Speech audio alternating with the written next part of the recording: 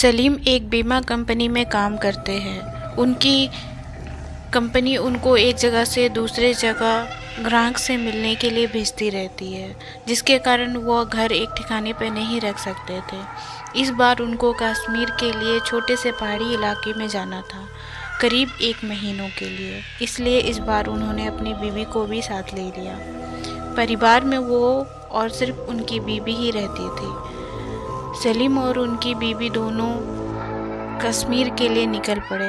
वैसे भी ठंड का मौसम था और कश्मीर में ऊपर से बहुत तेज़ बर्फ़ पड़ रही थी। वो लोग अपने घर पहुंच चुके थे। अपने घर पहुंचने के लिए उनको बहुत मुश्किलात झेलनी पड़ी, क्योंकि घर छोटे से गांव में एक पहाड़ी इलाके में था, जिसकी वजह से दोनों बहुत थक चुके थे।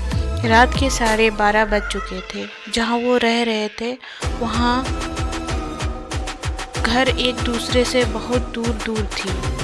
बहुत ज़ोरों से ठंडी हवा और बर्फ़ गिर रही थी। दोनों अपने रज़ाई में दुबक कर आराम ही कर रहे थे कि अचानक उनको लगा कि किसी ने उनके घर का दरवाज़ा खटखटाया। फिर उन्होंने सोचा कि क्या पता तेज़ हवा चलने की वजह से ऐसा हो रहा हो, इसलिए उन्होंने अनदेखा कर दिया। अगली सुबह सलीम जिस काम के लिए आया था उसके लिए वो निकल पड़ा। उसकी बीवी घर में अकेले ही थी। उसको समझ नहीं आ रहा था कि वो घर में बैठे कैसे वक्त बिताए। उसने सोचा कि चलो क्यों ना बाहर जाकर कुछ देख लिया जाए। बाहर बहुत ही ठंड थी, हवा भी चल रही थी, इसलिए उसने अपना स्वेटर पहना और बाहर निकलने को तैयार हो गई। जैसे ही उसने अपना घर का गेट खोला, वैसे ही देखती कि घर के पास बने एक खंभे के पीछे एक छोटा सा बच्चा खड़ा है, जो उसको चुपके चुपके देख रहा है। सलीम की बीवी ने उसको अपनी ओर बुलाया, पर वो नहीं आया।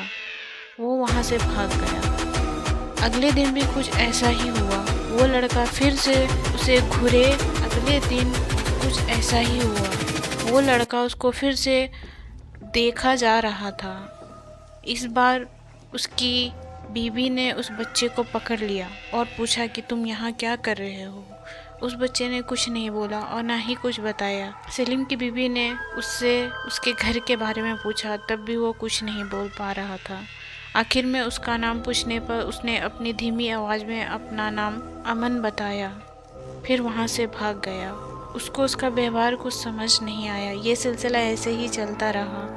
वो बच्चा रोज़ उसको खंभे के पीछे से निहारता रहता था। उस दिन रविवार की रात थी। दोनों घर में अंगीठी के सामने आग ताप रहे थे, क्योंकि बाहर की हालत बहुत ख़राब थी। इतनी ख़राब कि कोई थोड़ी देर के लिए बाहर निकल जाए तो उसकी जान चली जाए। अचानक दरवाज़ा किसी ने खटखटाया। उन दोनों को फिर से लगा कि शायद हवा की वजह से ऐसा हो रहा हो। तभी फिर से किसी ने दरवाज़ा खटखटाया। इस बार खटखटाने की आवाज़ साफ आ रही थी। यह आवाज़ सुनकर दोनों डर गए, क्योंकि इतनी रात को, वो भी जान लेने वाली ठंड में, आखिर कौन हो सकता है। दोनों केवल एक दूसरे का मुंह देख रहे थे। अचानक दरवाजे के बाहर से धीरे धीरे रोने की आवाज़ आने लगी।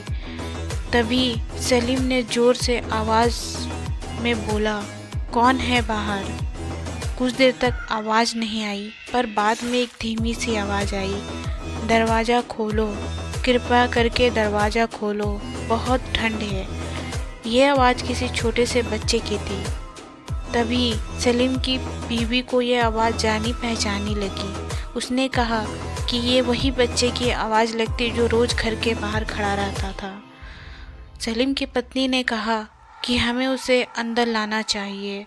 वो भागते हुए अभी दरवाजे के पास जा ही रही थी कि अचानक उनके घर के फ़ोन की घंटी बजी। फ़ोन एक पड़ोस में रहने वाली औरत का था, जिससे आज ही सलीम की बीवी मिलकर आई थी। सलीम की पत्नी ने फ़ोन उठाया। वहाँ से उस औरत की आवाज़ आई, हेलो जी, मैं आपको बताना भूल गई थी कि अगर आपके घर के बाहर कोई दरवाज़ा खटखटाए तो उसको मत खोलना। विनय की पत्नी ने कहा कि अभी मेरे घर के बाहर एक बच्चे की आवाज़ आ रही है जो दरवाज़ा खोलने को कह रहा है। तभी उस औरत ने कहा कि नहीं, आप बिल्कुल मत खोलना, वो असल में एक आत्मा है। यहाँ जब जब तेज़ ठंडी हवा और बर्फ़ पड़ती है तब सबके घर के बाहर जाता है और दरवाज़ा खोलने को कहता है।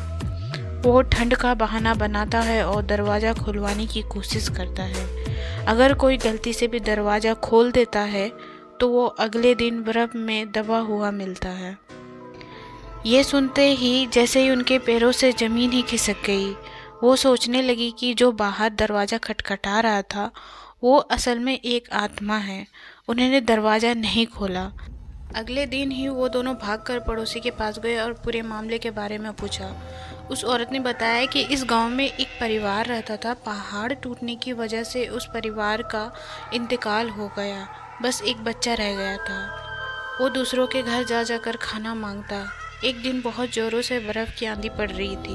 वो दूसरों के घर के बाहर दरवाज़ा खटखटा कर घर के अंदर आने की गुहार लगा रहा था, पर किसी ने भी उसकी गुहार नहीं सुनी।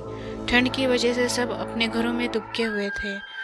कल सुबह होने पर उस बच्चे की लाश बर्फ़ में अकड़ी हुई मिली। आज भी कभी ज़ोरों से बर्फ़ की आंधी आती है तो उसकी रूह सबके घर के पास आती है और गुहार लगाती है।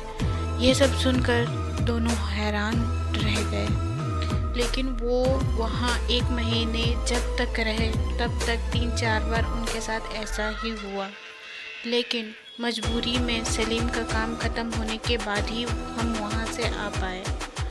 पर मेरे दिमाग में हमेशा एक बात घूमती रहती थी कि उस घटना के बाद जो बच्चा उसे रोज़ घर के बाहर दिखता था वो कभी नहीं दिखा।